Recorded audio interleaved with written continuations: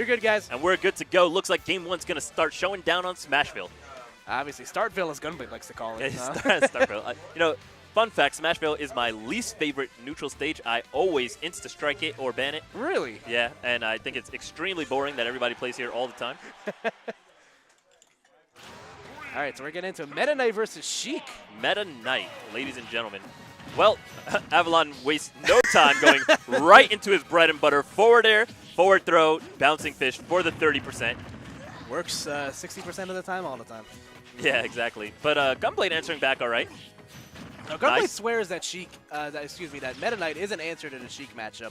I'm not quite sure where he comes with that. I think Meta Knight is a very underrated character in this meta. Obviously he's not as good as he was in Brawl. Thank heavens, but now I really like the what I've started calling the Avalon special, which is when the neutral game has two characters a small distance from each other, he accurately reads that most players have a habit of simply dashing up and shielding to decrease the distance to feint some form of aggressive play, but they don't really want to commit to any attacks there. So he'll actually just dash grab you right away. As soon as he sees your character move forward, he'll simply dash grab because he knows you won't be expecting it, and he knows you won't throw out a move anticipating him not to move. So it's what I call the Avalon special, and it's really a heads-up play. So definitely keep an eye out for that, you know, in that situation. You saw him make that read into that up throw into a vanish, and now I believe that was a down throw into an up air. Yeah. The bread and butter Sheik killer. Avalon barely scathed right now, only at 61%. See, and right there you see the Avalon special again. The two players were distant from each other, and he says, okay, you're going to dash up and shield because you're trying to test the waters, or you're going to just dash up and kind of get a feel for what's going on, and I'm not going to waste any time. I'm just going to maintain my advantage and instantly go into that grab. Really smart heads-up play. Definitely something a lot of you up-and-coming Sheiks out there need to keep an eye on. Right there, he went for it again with the grab there, but had the right idea. Gunblade putting himself in a little bit of exposed position there, doing that unsafe ledge hop. Ooh, just getting up smash right out the sky. Yeah, we've been lapped in percents here. He's down by 10% and a stock, but we do see a back throw here. Is he going to be able to convert it into anything meaningful? No, completely whiffs his neutral air. Now falls into the 50-50. Actually, air dodges, but a little bit too early. Tries to go for some fancy stuff there with the down B. Swinging his sword left and right, but not really managing to get anything out of it. Does get Sheik off stage with a back throw. Avalon getting a little bit greedy with that jab too. Manages to roll behind him, and now we're just trying to avoid forward smashes. Gunblade's just throwing him out there, trying to see if he can tie up this stock, looking for something desperate. Avalon taking his time. And at this point, you just hear the music going. It's like Twilight Zone. Where's the kill coming? There it is. Ooh. Get a down throw into an up air, and that's the KO right there. Avalon taking it 2 stock on Gunblade. Yeah, Avalon running away with that first match right now.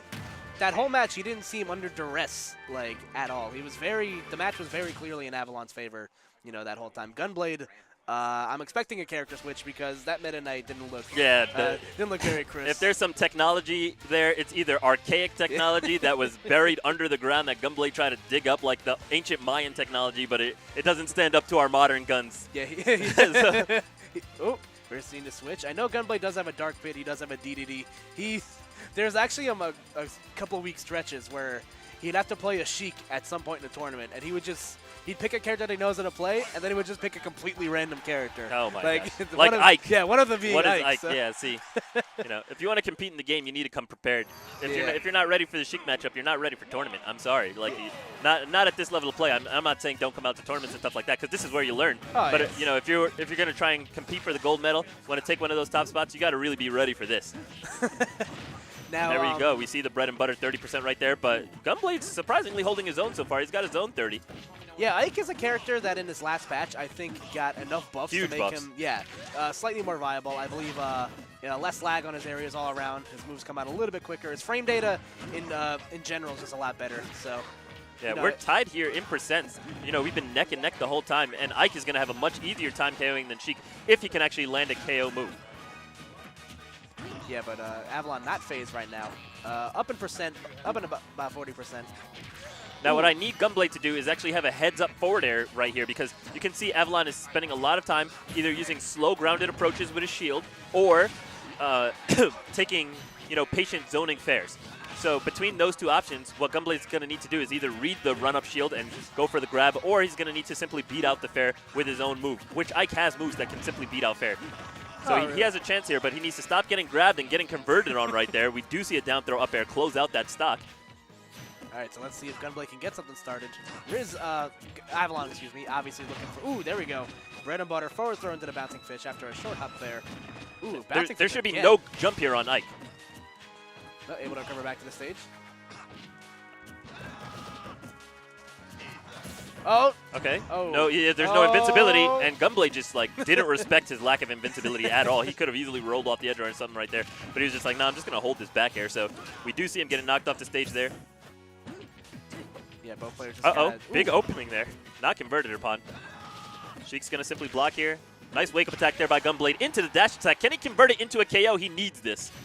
We see the bouncing fish. I expected the bouncing fish. You need to grab the edge or back air, something like that, because you know Sheik's going to go for that bouncing fish in that situation, you know, and you can really punish it out.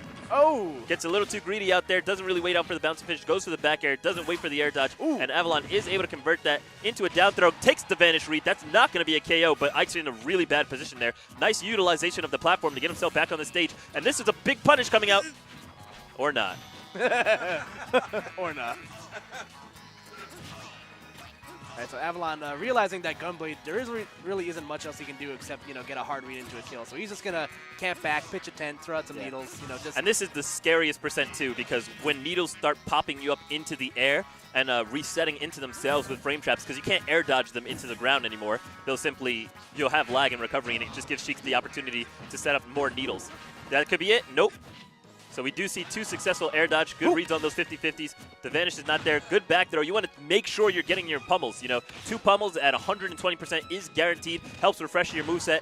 Good 1 pummel there is enough to actually at least help some of his moves become a lot fresher. He tries to actually just catch him with the DI mix-up. He wants to hopefully get the forward throw, make sure he can take something out. We do see yet another air dodge, and we trade the kills. Unfortunately, Sheik not even dropping that stock. That is officially a 2 stock. Avalon destroying Gunblade in this game, taking it 2-0 over him. If that was ever a GameStop trade, that was definitely it right there. That was definitely the GameStop trade. That was it right there. You bring in your brand new copy of Call of Duty, you only get $10 for it. He took my homie to the Persian marketplace, put a bag of wool